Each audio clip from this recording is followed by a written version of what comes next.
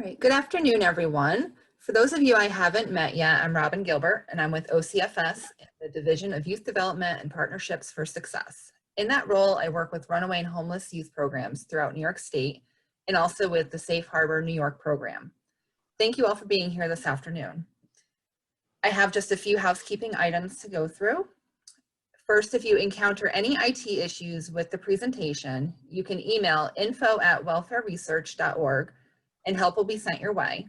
If you have an IT issue during the presentation, you can type the issue into the chat box and one of us will do everything we can to help you.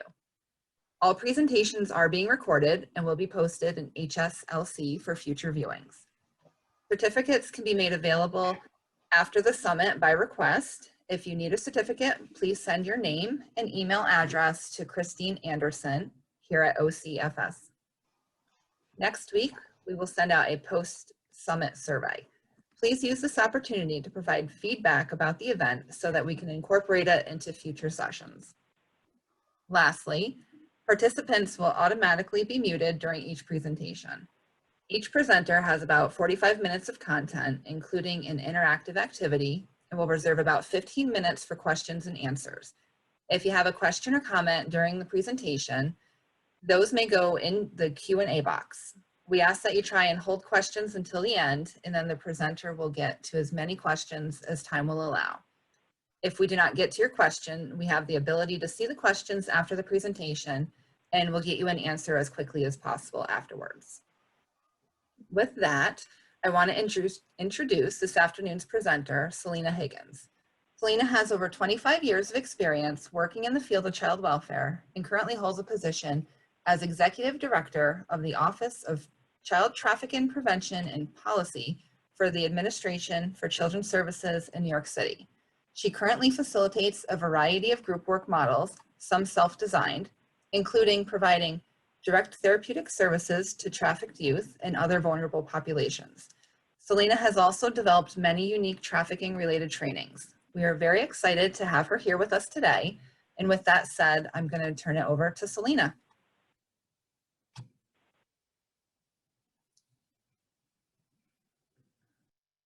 Good afternoon, everyone. Thank you so much and welcome to our workshop.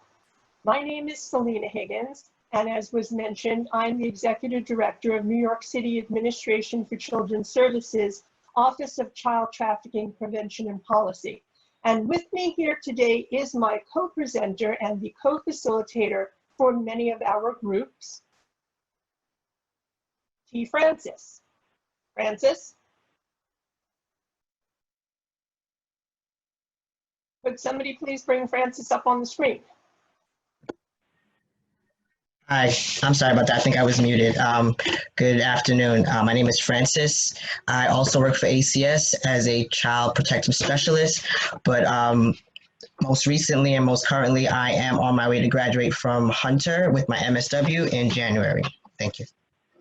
All right, so at this time, we're going to share our screen because we do have a presentation for you.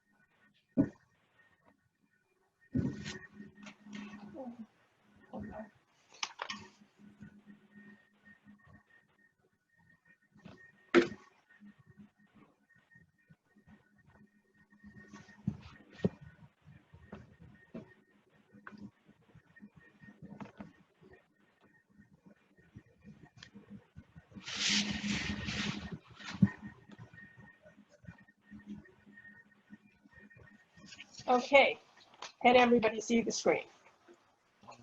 No, it's not up yet.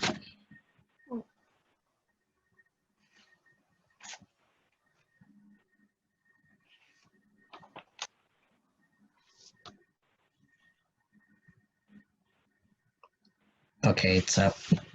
Okay, great. Just have to make it a little bit bigger. Oh.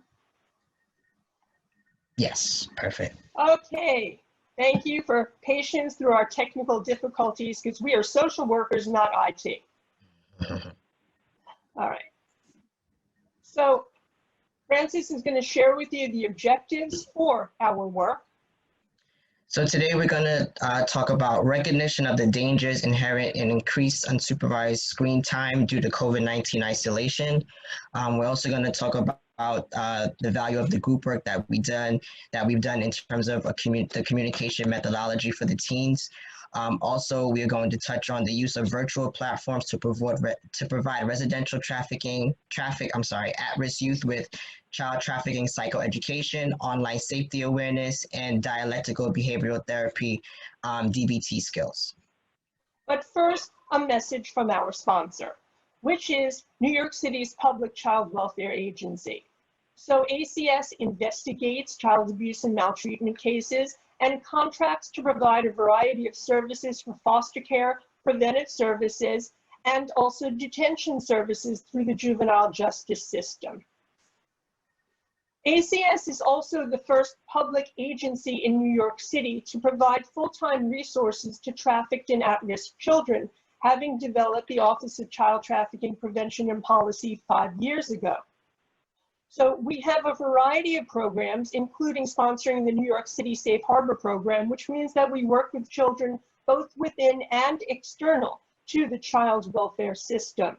And we provide consultations and conferencing and free tattoo removal referrals and training and a whole host of technical support, including our electronic database, which is the electronic platform for the OCFS screening tools.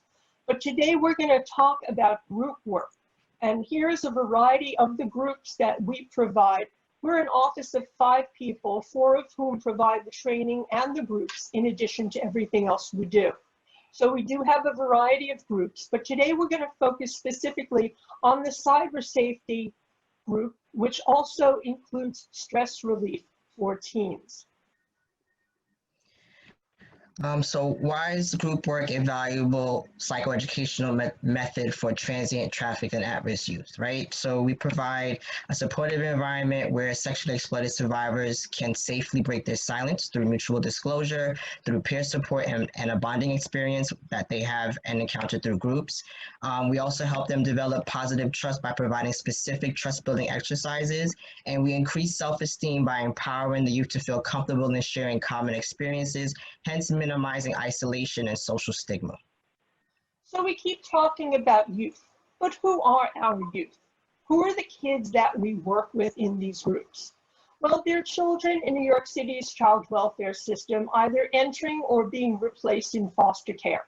These are traumatized children who've been abused or maltreatment, children with attachment deficits. Many have experienced multiple placements across their lives, and repeated trauma has greatly impacted upon their cognitive and social emotional development.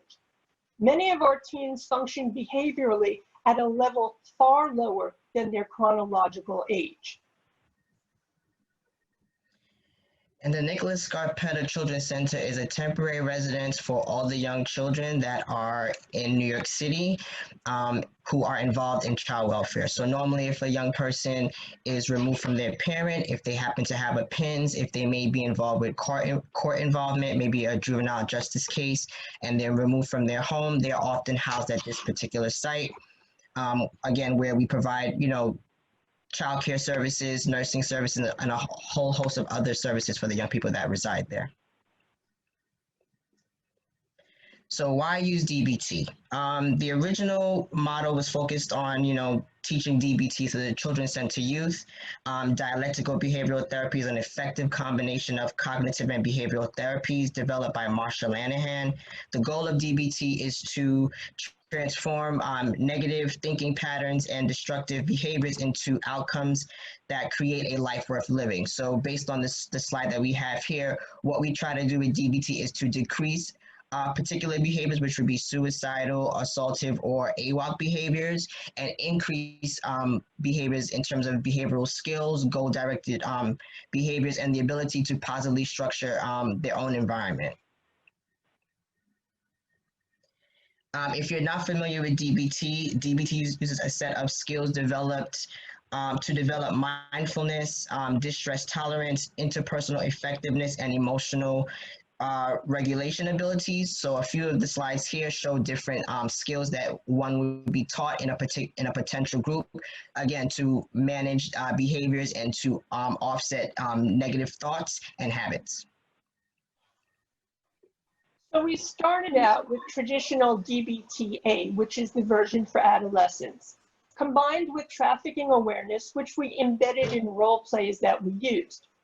But we found out that youth did not comprehend the materials timely, and they didn't want to participate in the traditional 2-hour time frame. Can you imagine youth not wanting to sit still for 2 hours? So knowing the concentration deficits and the transiency tendencies, I then moved to an adaptation of DBTA.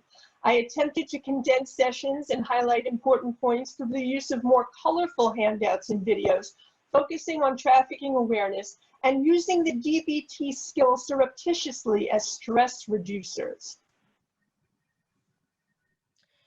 And based on our work with the youth, we encountered some challenges. So challenges for the youth would be following group guidelines, understanding what DBT is, the history and theory of it. Also just sort of working with placements or appointments for, medical or maybe meeting with their lawyer or court in terms of the young people not being there all the time. And then our challenges would be not having enough children in particular groups. So we may start off with 8, one day we'd have 4, one day we'd have none, which again would be a challenge for us, and possible disruptions in the group, topics, people walking out, people refusing to attend. So those kind of challenges were met by us with the group. So this is what we learned from cohort 1.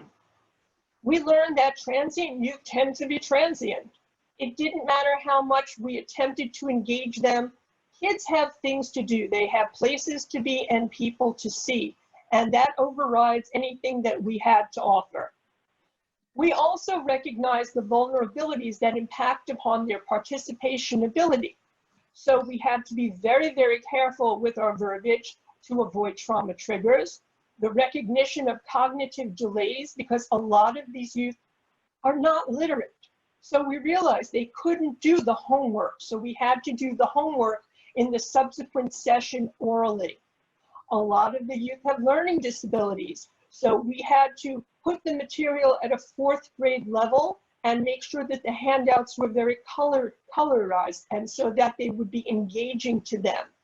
And we recognize the issues with impulse control and the lack of self-esteem. They would take a lot of concepts very personally.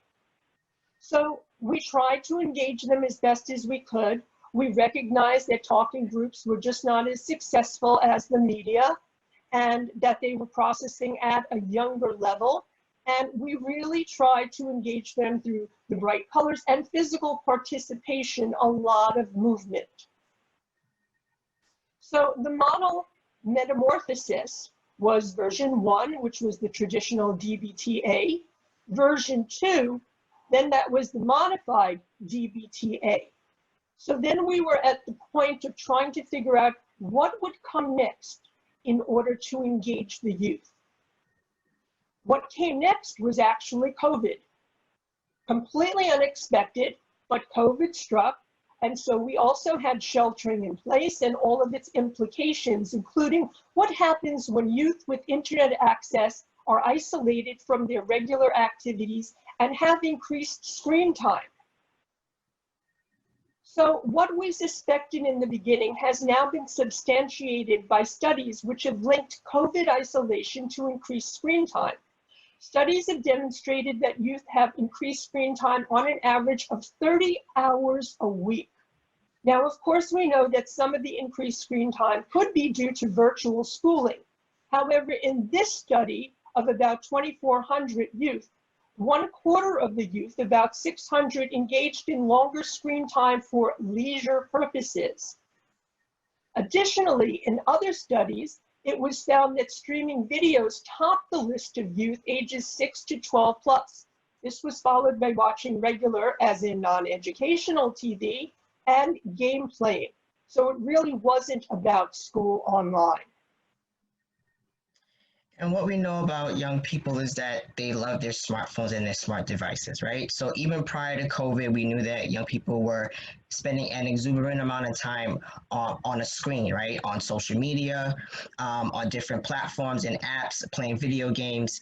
And these are places where predators would often have a chance to then have a connection or make a connection with our youth, right? So they would either do that through sextortion, maybe trying to get them to send them photos or trying to befriend them online, and talk to them in a nice way or in a chummy way, but also with catfishing, right? So they'll put a picture up of maybe a cute girl or a cute guy, and the young person responds, and then based on that interaction, they then try to exploit the young person for something. And again, along with social media apps, so Instagram, Facebook, we know that a lot of young people follow celebrities, right? Celebrities are the people that they look to for different kinds of guidance, whether they may think so or not, right? And in this particular picture, we can see that although we have a warning sign, that these celebrities aren't really dressed appropriately, right? So what this implies, or what this tells a young person, is that they too can share photos just like this and receive the kind of attention that these young ladies are also receiving. And even in terms of music, right? Because music, the rhythm gets people going, makes them dance, makes them feel comfortable. But all along in the backdrop, there are words to these songs, right? And sometimes we're singing words, we're singing lyrics, and we're not realizing what we're actually saying. And a lot of these lyrics have an impact on the youth in terms of putting ideas and notions in their mind that they wouldn't normally think about or talk about. So let's talk about music videos and lyrics, which is one of my favorite topics. So here we have an example, and we show a lot of the videos. We show them both training for professionals and in the groups that we do. And it is not shocking because the youth know these songs and they often sing along to them. Now, this is a Marilyn Manson video, and I use this for an express purpose. Now, I'm sure every single one of you out there has seen Marilyn Manson's Tainted Love. Is that correct? You can raise your hands for that. Who here has seen it? But just for the one or two people who haven't had that opportunity, let's talk a little about some extracts from the video. So it starts with Marilyn Manson and the band and their gang coming into what's called Not Another High School Party. And in that party, they meet a young girl who's very staid. She's wearing overalls and glasses. Her hair is pulled back, not your typical Mansonite. And as the party progresses and she is exposed to the influence of the band and their antics, she takes herself to a bathroom and she changes her image. Within a few minutes of experience, this young lady has decided to change her image. So we have to understand the influential impact on youth and their need to fit in, to be popular, to accumulate the likes, especially those that they find out on social media.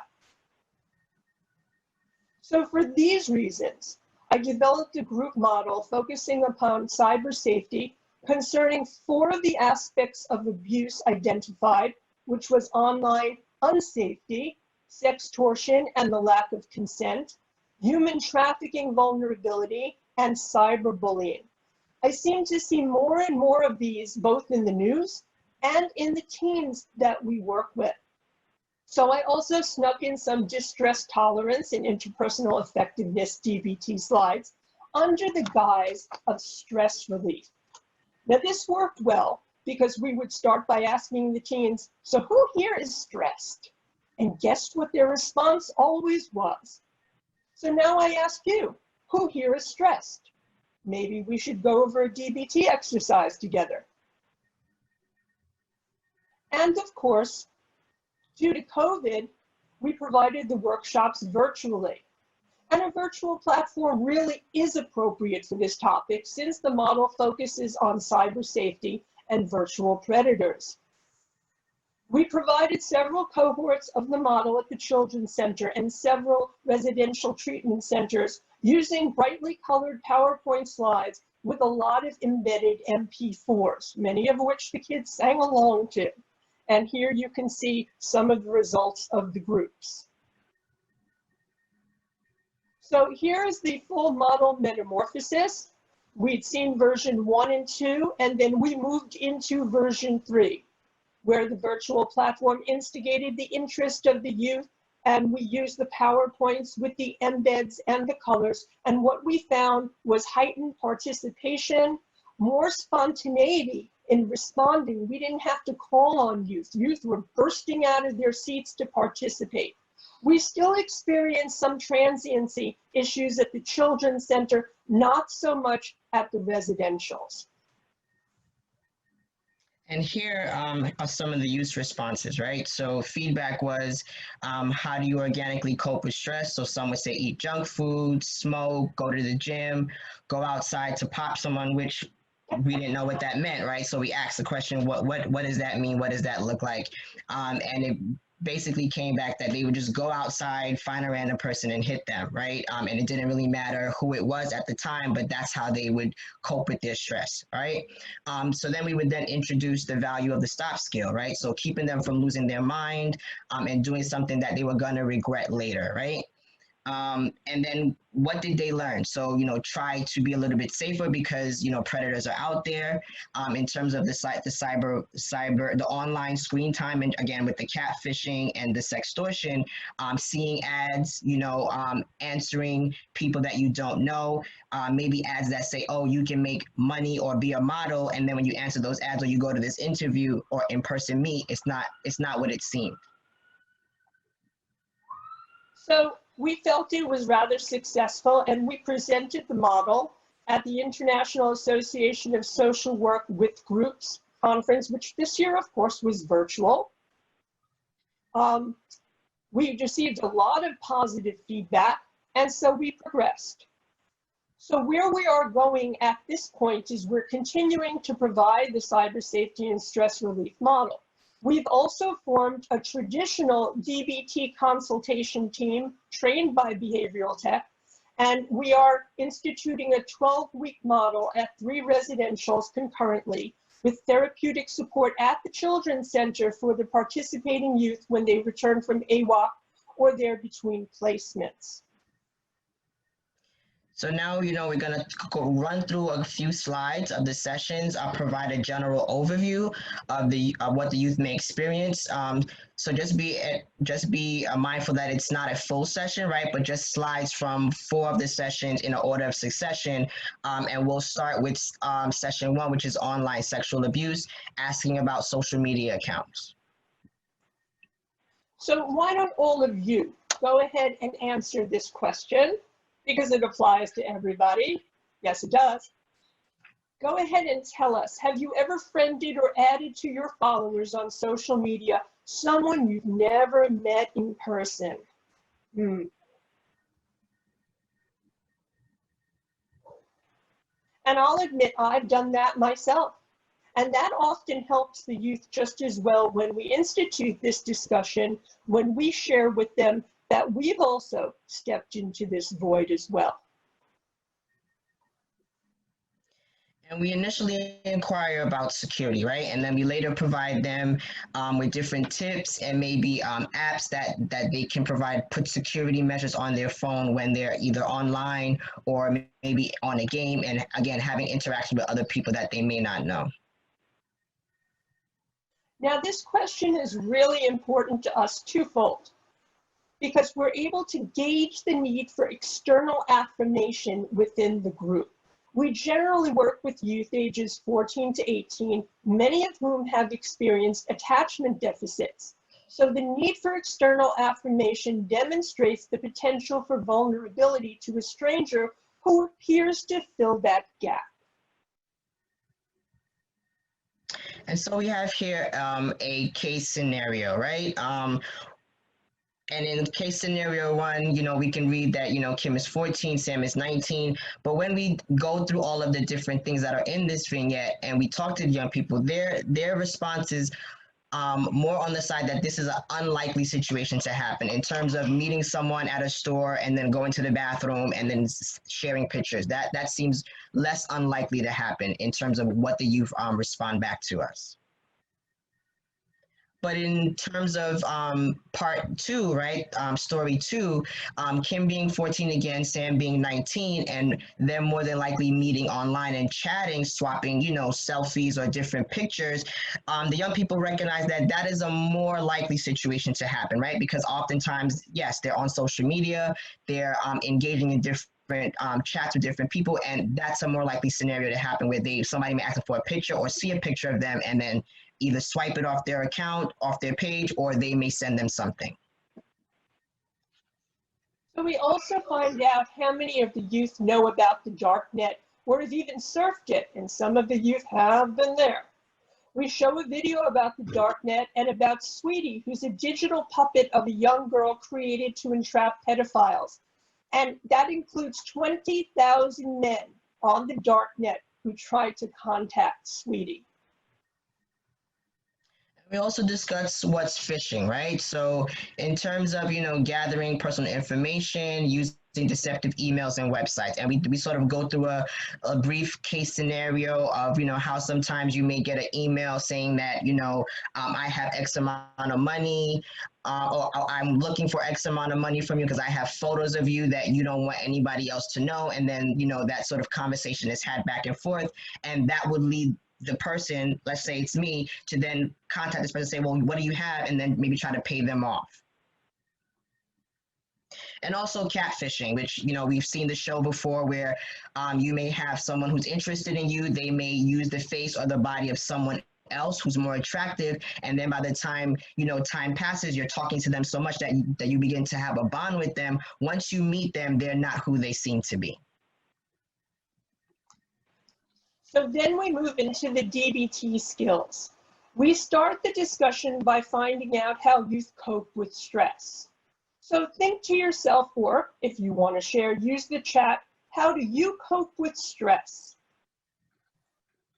In the first session, we discussed the distress tolerance STOP skill.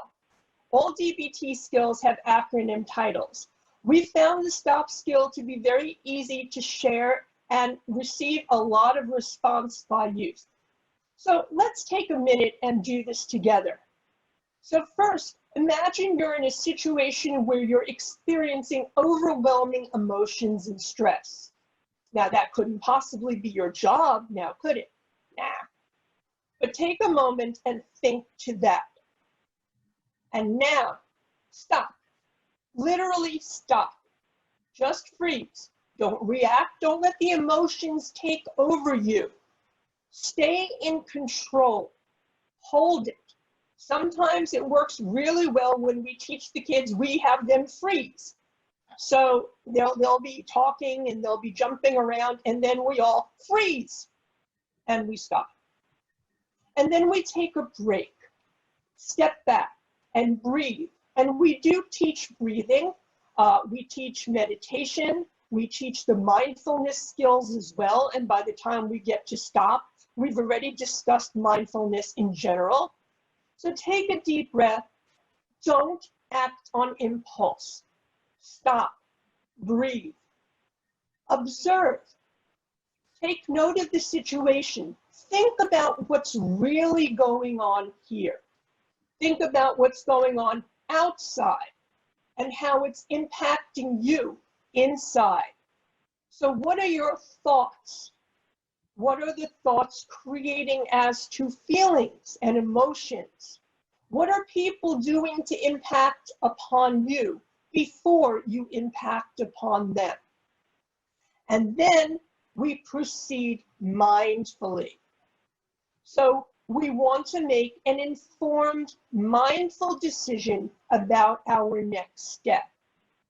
Think about what you could do to make it better versus making the situation worse, because you can always make a situation worse. And we asked for examples about what can make a situation better versus what can make a situation worse, so that they develop an awareness of their actions and how to proceed mindfully.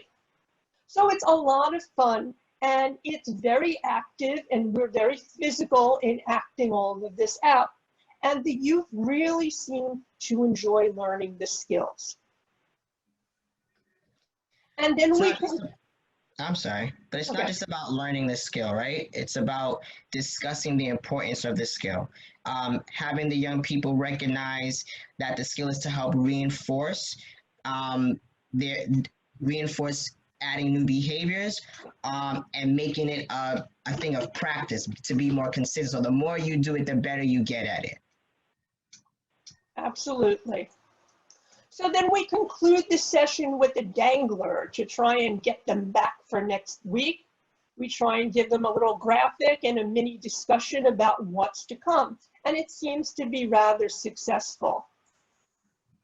And then week 2 focuses on sextortion. I almost messed that up. Sextortion and consent, right?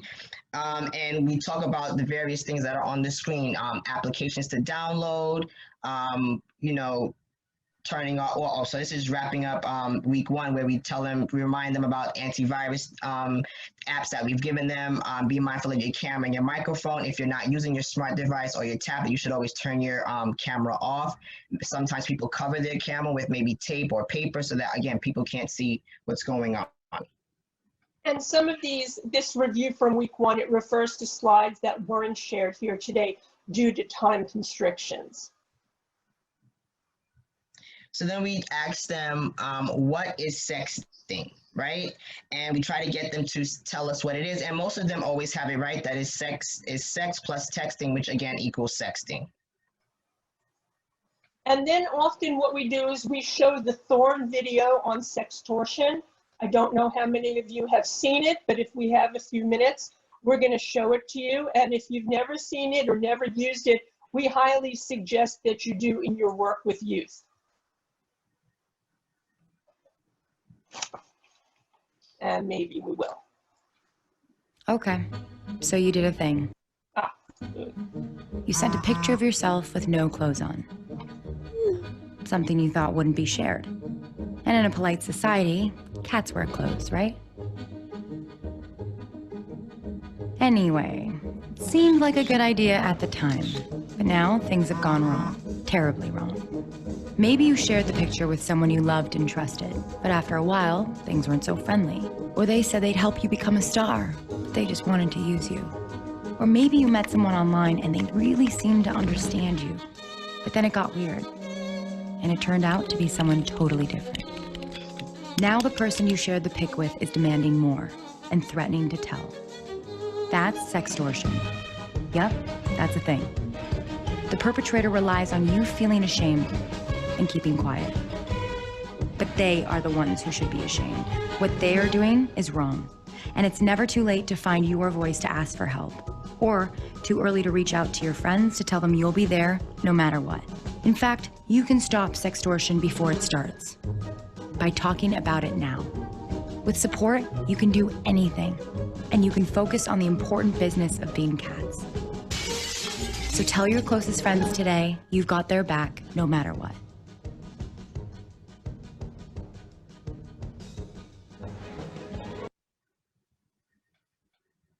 So we are we're just very grateful to Thorn and to others whose content that we share. Yes, and we also help the youth realize what to look out for, right? So manipulation tactics, you know, most common offenders, they post previous acquired sexual content online. We also have often it is specifically threatening in the post, right, to show this item or thing to your family or your friends in a way to expose you, which again will make this person more apt to give them what they're asking for. And we also let them know that this can happen to anyone at all, including me. So here's a sextortion email I actually received, and it's redacted because of OCFS decency standards. And it was rather indecent, quite frankly. But this helps kids feel a lot more comfortable, and it doesn't create a sense of self-guilt, because a lot of the exploiters try to impact upon youth that it's their fault, and a lot of self-blame. So here it can happen to me. It could happen to you. It can happen to anyone. And we provide empowerment information on how to report sextortion. So as you can see here, you can call the number. You can also report it online, which will make people feel safe about reporting different things that are happening to them, because again, it may seem like there's some anonymity in it. So week 3 focuses upon human trafficking vulnerability, and you know I couldn't wait to get to that one. So we talk a lot about followers and a lot about the influencers that we mentioned earlier in the introduction. And we facilitate discussions on whether influencers can change your habits or behaviors. This is another example of how advertisers use subliminal messaging using sex, right, to get people to purchase a particular item. Oddly enough, although it's blocked out, this particular photo is an ad for jeans, although the way that the young lady is positioned, you wouldn't think about that as the first thing that they're selling. So we also reinforce that what you put out on the web with a wide audience, especially those people that you've never met in person and you can't really vouch for, can have very serious repercussions. This is a video that we show about a young girl who typed into her chat that she hated her mother and she couldn't wait to get out of there. 45 minutes later, Shayla Williams picks her up, brings her to a hotel room where William Jacobs tells her to take her clothes off for some photos. And when she refuses, he says, "So you want to do this the hard way?" And you know what did ensue at that point. So we have to understand that friends, and I'm saying friends in quotes, especially those that you've never met in person, can turn out to be exploiters. Now, which one of you here makes $800 a day in your job? Come on, raise your hands. You can tell us. Who here makes $800 a day? Would you like to make $800 a day? I'd like to make $800 a day. And unfortunately, these are the kind of questions that predators will ask someone in order to exploit them, right? So here's a married couple with a child of their own. I believe the gentleman worked for Federal Express, and what they were doing was they were recruiting young girls on Facebook. So they were promising them $800 a night, let's say, to dance, right? And service adults at parties. And what they were doing was they were targeting young ladies who were 12 to 15. And I mean, to someone who's 12 or 15, $800 is a lot of money, right? So it makes sense that they would offer these things and how it would entice someone to then want to, you know, go see these people or find out more about this particular thing. $800 for dancing and a few hours at a party.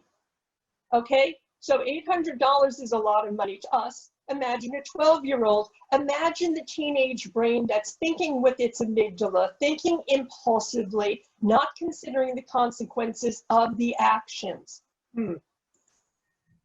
So here comes one of my favorite parts, the music videos. So we discussed before the influence of musical images and lyrics on youth.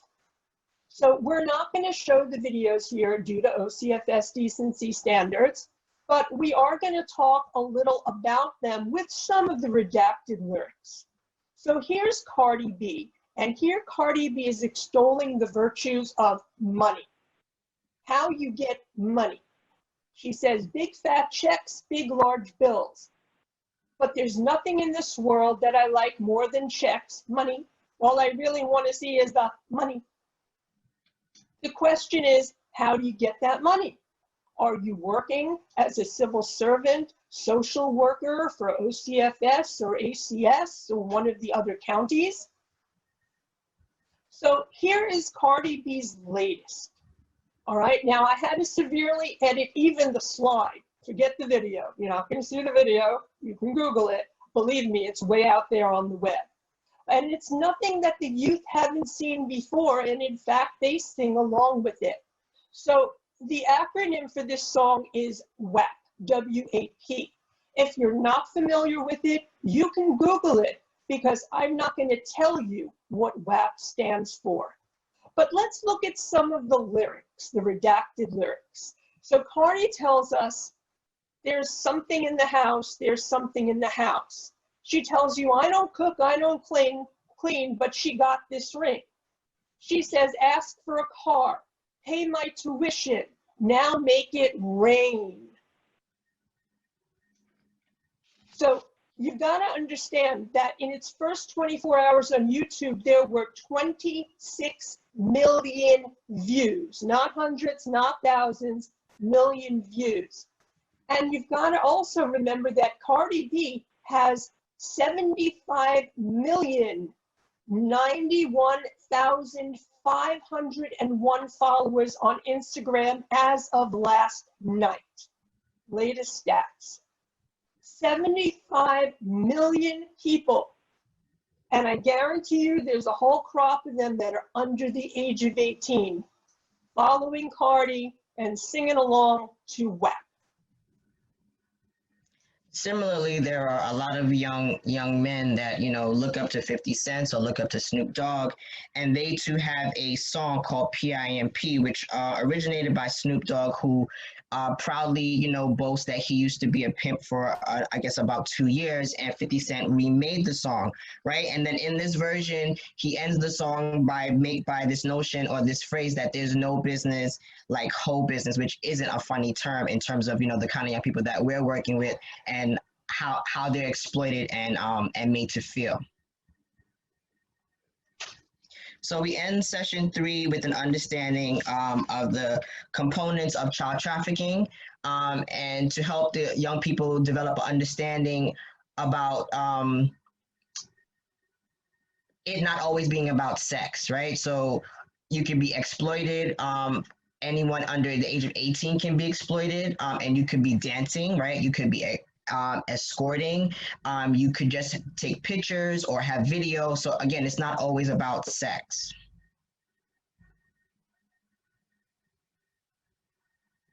And then we ensure that that they know who to reach out to for help. So we have the National Human Trafficking Hotline. We have a toll-free number, but we also have a text, which seems relatively easy to remember. So it's just 233-733. Those numbers are easy to remember. So our fourth session focuses on cyberbullying, and we're seeing more and more of that every day. So we used 3 consecutive videos, each with a greater repercussion than the prior one, and the third one focuses upon the suicide of a youth who's been bullied. So the recognition that words do hurt, and sometimes they can even kill. And we ensure that they know how to report cyberbullying, right? So that immediately, you know, you don't have to respond or forward a message. You can keep the evidence of cyberbullying. You can also block the person, right? That's also an option. Option 2 would be to tell someone that you trust, an adult that you trust, that these things are happening to you. Another option is to report it online, again, which gives you some anonymity. And then 4 is to report cyberbullying to law enforcement, which it is a crime, right? And we try to press upon young people that yes, these things are crimes, and that you can report them in order to save yourself or a friend who you may know be going through the same things. And especially a friend, because kids rarely admit that they are the ones being exploited, but they do have a friend, and we take that very seriously. We're there to help friends as well. So we also talk about the value of kindness, how we do unto others the way we want to be treated ourselves. And that works very well with the stop skill, because before acting impulsively, and we know that teenagers act impulsively, that's the teenage brain. That's the development stage at which they're at. But we try and mitigate them by providing them with the opportunity to learn these skills and to recognize how you want to be treated is how you should treat others. And then we provide handouts for each of the models so that they have this important information to keep for themselves and that they can always refer and reference back to. So we'd like to thank you all for letting us share our work with you. And now we're going to stop the share on the screen and we're going to come back live and in person. And here we are. And we'll be happy to answer any questions. Thanks so much, Selena. This is Christine. Hi, everyone. That was wonderful, so informative. I just want to remind everyone, if you aren't 100% sure where the Q&A feature is, it's at the bottom of your screen. It looks like two little word bubbles. Selena and Francis can see the questions in there, and we'll get to them as they pop up. If you absolutely cannot find that, please feel free to type the question in the chat box. We can see them there as well. We will make sure your questions get answered as best as possible. So I'm going to kick us off, Selena. I know there is a question in the QA box, and I may have missed this little tidbit, but how are the youth in the groups selected? Are they mixed gender? How small are the groups? Can you give us kind of like the demographic breakdown? Of course. Thank you. So we've worked with different genders, but the groups haven't been mixed, but that's not for our lack of accepting mixed genders. It's just how it fell. Some of the residentials are for girls, some of the residentials are for boys. At the Children's Center, we're more likely to get mixed groups, but we didn't. It's the youth who are on hand at the Children's Center generally. At the residentials, they're selected by the counselors and the director for the youth that they think would best benefit from the model. Great. All right, looks like there are some questions in the box, so go for it. Okay, so the first one is, will we be able to receive a copy of the slides that are being presented today? We have a variety of handouts that encapsulate our work. So instead of the slides, we can provide some of those to Christine, and you could forward them onwards. That would be great. Also, I believe this is being recorded. Is that correct, Christine? It absolutely is. So therefore, everybody will have access to the presentation itself. The next question is, how many teens have turned into a creeper or a sextortionist? Now, that's a good question. I can't tell you how many have turned into, and I hope none of them have. But we also know the impact of trauma, and that many youth who've been traumatized identify with their aggressor to avoid their own concept of vulnerability. A lot of children who were preyed upon also prey upon others. And again, that's all sort of a social emotional development concept.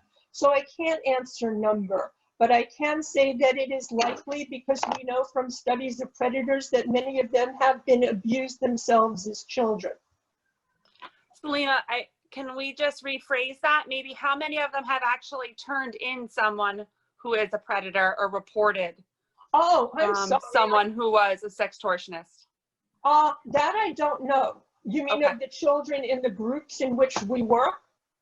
Yes, have they disclosed that they know someone who is Francis? preying on other youth or a trafficker?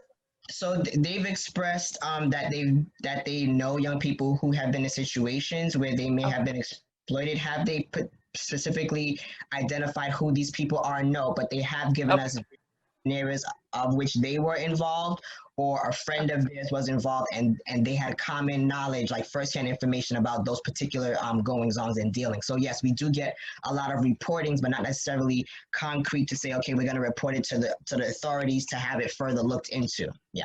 Great. Thank you so much, Francis. Okay. So the next question is, how do we engage youth in services digitally while also teaching them not to talk to random strangers online? Well, that's exactly what our goal is here. We want them to be able to use web services fruitfully, but we also want them to be aware and protective of themselves from the exploiters. So how we do this is through this particular workshop. And I would suggest that there are a lot of resources, a lot of websites that share information on how to work with children, because now we have an expectation due to COVID-19 for them to be on the web all the time. Parental controls are very, very valuable.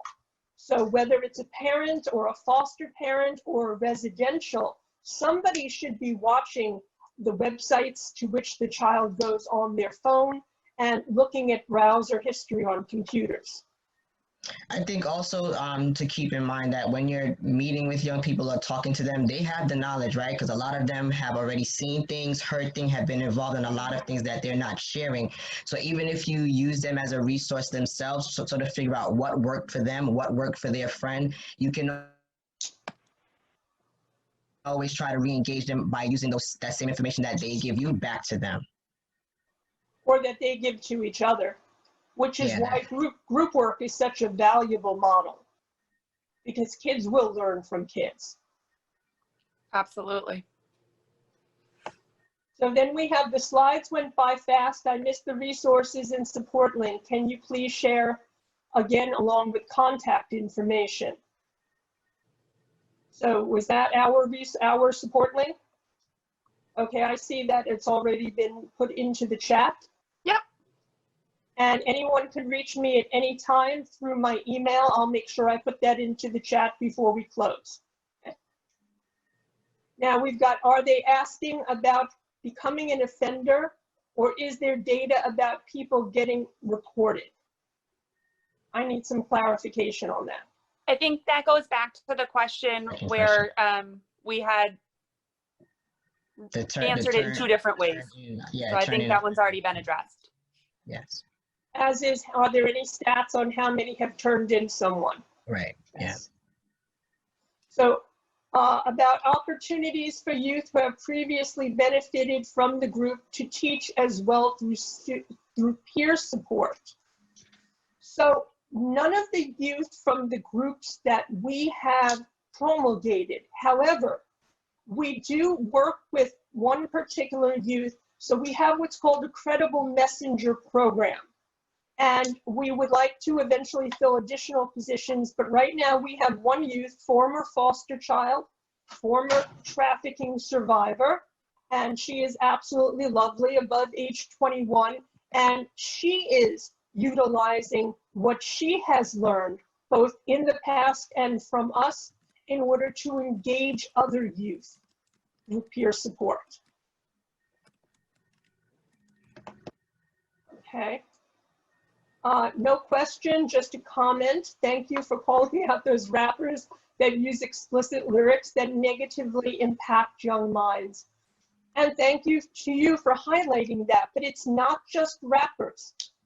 The videos that we use, the music videos, run across every genre. We've got country western. So it's not just about rap music. It's about people who denigrate women, denigrate boys, denigrate youth, role modeling that really isn't beneficial to children's brain development.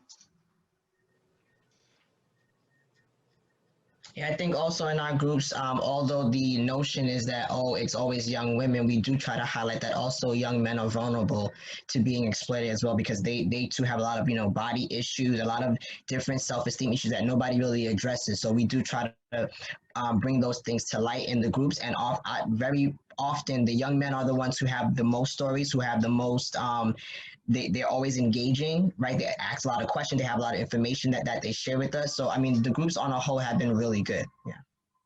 In fact, our first two cohorts were with boys, and the boys were amazing participants.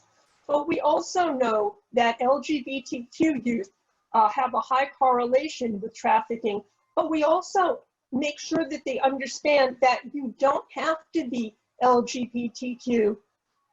There are men who have sex with men, women who have sex with women for money, and it has nothing to do with your own sexual proclivity. So there's a lot of misunderstanding about trafficking amongst the youth. So that moves into this next question. What are your recommendations for assisting our children who are in the LGBTQ community and do not have the option to have safety through parental control, or for LGBTQ kiddos who are vulnerable due to their identity and desperation to be included with peers? Francis, you wanna? Well, I think some of that has to do with the culture, right, of LGBTQ youth or people on a whole, right? Because it's the idea of survival sex or having sex, to sort of get a place to stay, to get food, to get money is normalized in the culture, right? So I think if we can address the youth that we're encountering now, and again, it won't happen overnight, but the more we talk to these youth about different opportunities that are out there, um, it will trickle down to their friends and their friends' friends. So then it'll be more of a ripple and not necessarily a small little wave. And the final question, and thank you for the thank you, by the way. Will there be workshops in the future that we can actually have youth participate in to understand better and participate in? Well, actually, here's the wonder of a virtual platform. We can do workshops anywhere now. So not that we didn't want to be flown and, put up in hotels to do our group work, but the reasonableness of using the virtual platform is, yeah, if you want to, if you're interested in this workshop, go ahead and contact me and we can figure out a time and a platform. And yes, we can have youth participate, definitely. And we have one more. Is the media or parents responsible? I think everybody has some partial responsibility. So it's not the media per se, and this is just my opinion, okay? So the media can put things out there, but do we purchase them? Do we like them? Do we follow the people? Because we could shut the media down if we don't purchase the items. How much money have 75 million people put into one particular album, let's say? If everybody who was a Cardi B fan bought that album or CD or download or however it's coming these days, think about it. $1 per person even, $75 million. So we have responsibility. Every time we see some of those media ads, and believe me, what you saw today from us was tame compared to not a presentation we do for the youth, but we do a presentation on media for adults, for professionals, and some of the ads out there are beyond outrageous, using sex to sell items. It is something that you really have to think deeply about. But if you stop buying the items, if you objected to the use, the exploitation of bodies for these items, well, maybe that would make an impact. And are parents responsible for their children? Well, yes, parents are legally responsible for their children. But if anybody here has ever had their own teenager, and I tell you from experience, because up until my daughter turned about 14, she was an angel. And I didn't understand what was going on with these parents who couldn't control their children. And then my daughter turned 14. And I'm a licensed social worker. I work for the city's child welfare agency. And I tell you, I was tearing my hair out. I did everything I could. So parents are responsible, but teens listen to teens. They listen to their peers. They're highly influenced by media. Francis, you want to add? No, I mean you did it. Yeah, you did a good job. That's basically it. I mean, their friends are most important. Yes, they love their family. Yes, they love their parents. But you want to be liked. You want to belong, right? And if your peers are doing something, even if you don't want to do it, you're more than likely to do it just because you want to have that recognition and that bonding of your peer group. So it's very important for young people to have that acceptance of their peers. But stick with it. Every child has a golden lining, and my daughter is now a lot older and she's a professional. Never give up on kids, ever. I see something, oh yes, I have a 19-year-old, I identified. Oh yeah. And then I see quick question, but I don't see the rest of it. We have 1 minute. Oh, there it is. Here, we've got going off of the community responsibility. Has there been any advocacy towards policy that targets certain ways sexual advertising is presented in the media? So I know that there have been lots and lots of critique I am not aware of any specific policy. I'm sure there have been attempts. We are struggling, of course, with the First Amendment. That's always the defense. And then I thought, what is the correlation between the amygdala and the teen responsiveness? You know, I do a whole training on this one, on the social, emotional, and cognitive development of teens. So the brain develops from the back to the front.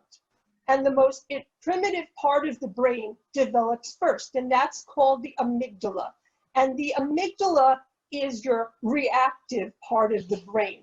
That's where you think before you act. And so you act very impulsively, you take a lot of risks, you don't consider the consequences of your actions, and you really can't do that yet because the part of the brain that does that is called the prefrontal cortex, and that actually starts development at about age 18. So this is an explanation, not an excuse, why teens act the way they do. Because if you've ever asked a kid why they did what they did when they've done something that you just want to, oh, I don't believe it, this one is even better than the last one, and you say, sweetie, why did you do that? And what is the answer? Go ahead, everybody shout it out. I don't know. I don't know. And you know what? They really don't know. They don't know what they're doing. Now, this is an explanation. It is not an excuse. Don't let any kid hear this and say, Selena said I can do what I want to do because I don't know and I've got freedom. No, it doesn't work that way. But we have to understand that logical, thoughtful process doesn't really start. It starts in the early teen years, and then there's a whole bunch of pruning within the brain itself. But the actual development of the prefrontal cortex starts at about age 18 and ends at about 26, 28. So if you're working with a 14-year-old, you've got somebody who's only halfway home to brain development. And I think we're actually out of time now. We are, unfortunately. So much information. There are so many things. I'm sure we could go on about this for another hour. We'd need, you know, snacks possibly. But thank you, Selena. Thank you, Francis. I think you wrapped it up best when you said never ever give up on kids. That's the most important thing for us. Right. Always to remember they are a work in progress and we need to meet them where they are at. That is the most essential key to our work, is meeting them where they're at and not trying to put them in a place that they are not developmentally ready for. Yeah. Group work obviously is essential to what we do, and I think that everyone can take this away and bring it back to where they live, because all of our demographics and what's going on in our area is different. So think about, as you leave this presentation, how you can take all the great information that Selena and Francis presented us with and all of the ways they're framing their program and make it work for your own. Thank you again both so much. We really appreciate it. Thank you all for participating, and we hope to see you again tomorrow. Bye-bye, everybody. Have a great day. Bye-bye. Bye-bye. Thank you.